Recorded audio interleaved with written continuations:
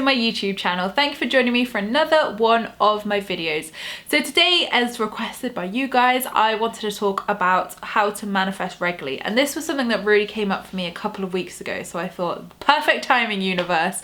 So I'd got into a stage of just flowing a lot more, allowing, and because so many manifestations and career goals have been ticked off my list last year, I was kind of like, not quite sure what I want to manifest really. I'd done my 2019 vision board, and yeah, I just kind of thought, well, yeah, that's cool, that's in the pipeline, we'll just focus on that. But what really motivated me this year, so for ages in my happiness planner, which I fill out each day, is there are monthly goal setting, like what you want to achieve that month. And I used to fill it out every single month, and I used to be so good at it, and I used to like manifest it each time, as well as doing it in my new moon practice. So I would reflect what I had written in my monthly goals in my happiness planner. So I'd done this for ages and I just kind of fell out of touch with it. I think life got busy, you know, book happened, like just so much happened, and I think I was just not unmotivated, but I just didn't really think consciously about regularly manifesting. So this year, like start of January, I was like, yes, I'm doing this, like let's pop some goals down. So I filled out the personal goals and I filled out the work goals, and as always I achieved every single one at the end of January. And I was like, see, this is why you do this makes sense. So start of February, again, filled it out, and at the end of February, boom, achieved. So I was like, this is what I need to be doing. And the reason why it is so important to regularly manifest is to, you know, encourage you to manifest the bigger things as well, because when we are in alignment and when we're in that positive vibration, we are naturally attracting. So some people will sit here and say, well, I do naturally attract stuff, I don't necessarily think I have to put lots of effort into it. But I think what would be really key here is to look at, like what I said, have that reminder of, are you setting monthly manifestations?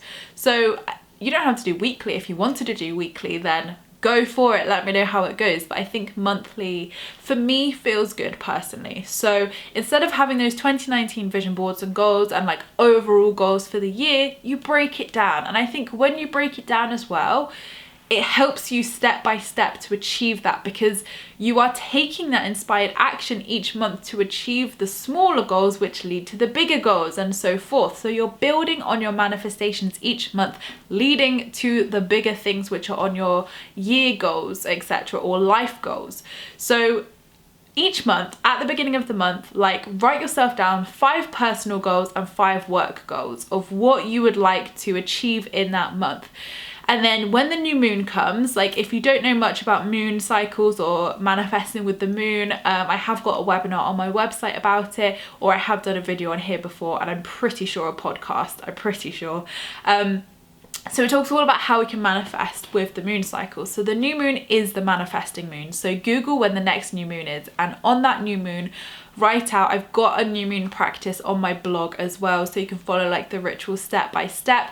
Follow that and do it again essentially. So you've got it written down in your diary, your notebook, whatever, and then do the new moon practice again. So if you thought of any other goals that you want to achieve, then add them in at that point, or just keep it the same. So the reason why I think do both is, why the hell not? Like it's just gonna strengthen the manifesting, so why not? And also I just feel the new moon is really good. But I think if you start your list at the beginning of the month, not wait until the new moon, then you're already kind of putting those intentions out there, and it's giving you focus and guidance for the month ahead.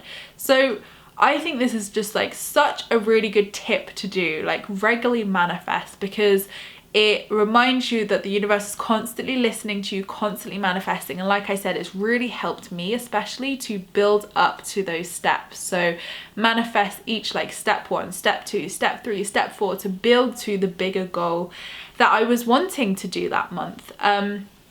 So I think this is really good for like businesses as well. Like if you're self-employed, I love doing this because, you know, it really motivates me to, you know, think about finances. Like what would I like to manifest money-wise this month? What would I like to manifest starting a new project this month? Or I don't know, like it could literally be anything, but I love doing it for my business because it just gives me that focus and it gives me that direction of like, this is what my focus this month should be. That feels good to me. Let's set some goals and let's achieve them, because at the end of the day, like when you've put those intentions out there, you know they're gonna happen. So I think doing the new moon practice and doing this little goal setting exercise as well just really creates a constant abundance, because I always say the more consistent you are with yourself, the more consistent the universe is going to be with you. So some of the times, like, people will set those big goals and then they're like, well, nothing's happening, nothing's happening, nothing's happening. And that could simply be divine timing. I mean, it could be a whole array of stuff, that maybe some healing needs to occur,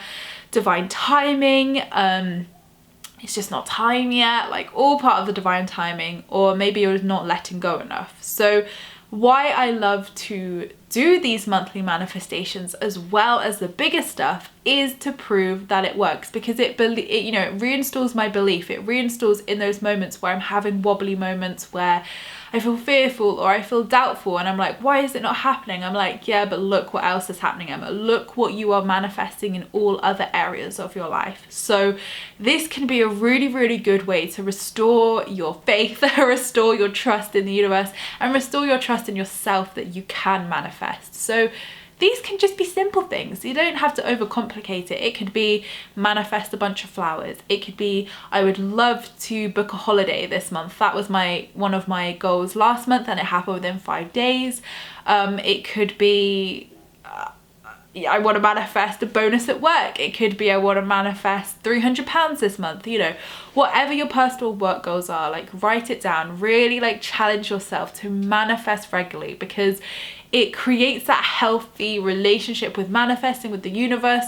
You're committing to yourself, your life, your dream life. You're committing to the steps that you can take towards those bigger goals. And I think it's just fun. More than anything, I think it's just fun. I think it's nice to be able to set those goals and have that motivation for the month and have that focus and prove to yourself and remind yourself that the universe is constantly listening. The universe is constantly, giving abundance to everybody, and there is plenty for everybody. There is more than enough. So it's really about, saying like, it's not greedy. It's not, negative or anything like that. It's saying like, hey, this is what I want to focus on this month. So maybe if you're feeling a bit lost, maybe if, like I said, you're feeling like nothing's really manifesting or materializing for you, maybe try these monthly manifestations at the beginning of the month. Set your personal goals, set your work goals, and then do the new moon practice on the next new moon and see what happens. Because for me, it's just really kicked me up the bum, if anything, to be like, yes, see, it does work. So if it works, why wouldn't you do it? Why wouldn't you want to manifest that extra money? Why wouldn't you want to like manifest booking a holiday? Why wouldn't you want to manifest all these amazing things? And really interestingly as well, is I felt in January when my book had come out, I felt really disheartened, only because I had set myself up for such a strong press campaign. Like, I put a lot of thought into it, like from my experience working with my manager, etc., getting some bloggers lined up, getting influencers lined up. Like, I had the plan. I had the plan of all plans. And when January came, the universe was like, yeah, nope. Like, you can have a plan, Emma, but nope, not happening. And none of the press that we had set up had come through. Now, I don't believe that's anything to do with me. I don't believe that's anything to do with like my ability or my anything. It's because it's spirituality. Like, let's be real. What mainstream media wants to put spirituality on a sofa to talk about? And it was really disheartening, because I just knew in my soul that it was nothing to do with me, nothing to do with my ability, nothing to do with anything. It was just the fact it's spirituality and mainstream media does not want to talk about it or focus on it. So I knew that that was it. But I did get some really lovely local press in local magazines, and loads of influencers did share about it, but not the ones we sent the book to. So I was just like, okay, well that sucks, because I've obviously spent money on the books, postage, stuff like that. And it just made me feel like quite disheartened, because I thought, Jesus, like if a brand sent me something or someone sent me something, like it takes 2 seconds to just post something on Instagram stories. Like, I'd be so grateful and just be like, thank you, like this is lovely. Like, And it just really upset me because I thought, okay, like this is just a reminder that not everybody is like you, Emma. Like not everybody has those good intentions like a lot of bloggers do have out there. So I had so much support from my friends, from my family, from like online colleagues who I've met, and you know, my kind of online family as such, which I was super grateful for. And do you know what? I didn't even need the press. The book has done like so freaking well on its own, thanks to all you amazing guys. So I think that was a reminder to myself of to trust that more as well, like trust the process, and that it doesn't always have to be like straightforward. Like, do you know what I mean? Like I would have used that technique through all my marketing experience through extreme couponing, but you know, this is a different business and that's okay. Like it's okay to do things differently. So it was a real big learning curve for me. And I think it was February actually. It was February, the beginning of February, I thought, right, let's put this list to the test. So on my work list, I said that I wanted to have national positive press for my book from a news source that I don't already know about, because I had some interviews in the pipeline with Kindred Spirit, Soul and Spirit, and Spirit and Destiny magazine. So I covered all the spiritual magazines, which was amazing. I was like super grateful for that. So I knew they were happening anyway, so I thought, nope, this needs to be new. Not them, new. So I was really specific in this. And I kid you not, 2 days later, the BBC got in touch with me and were like, we're doing a feature on millennial life coaches. We've come across you, we think you're perfect, like we'd love to get you in to interview you.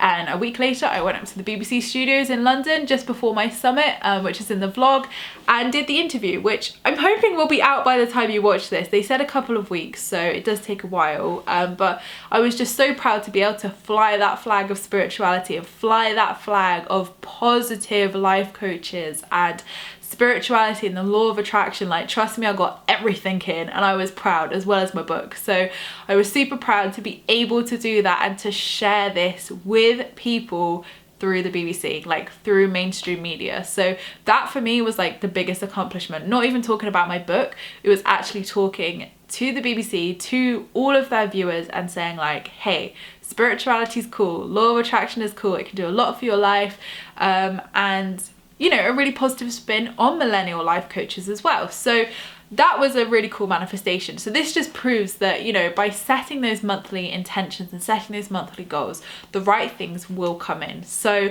I hope that's given you a bit of inspiration on what you can do month to month to work towards achieving those bigger goals throughout the year, or your life goals altogether.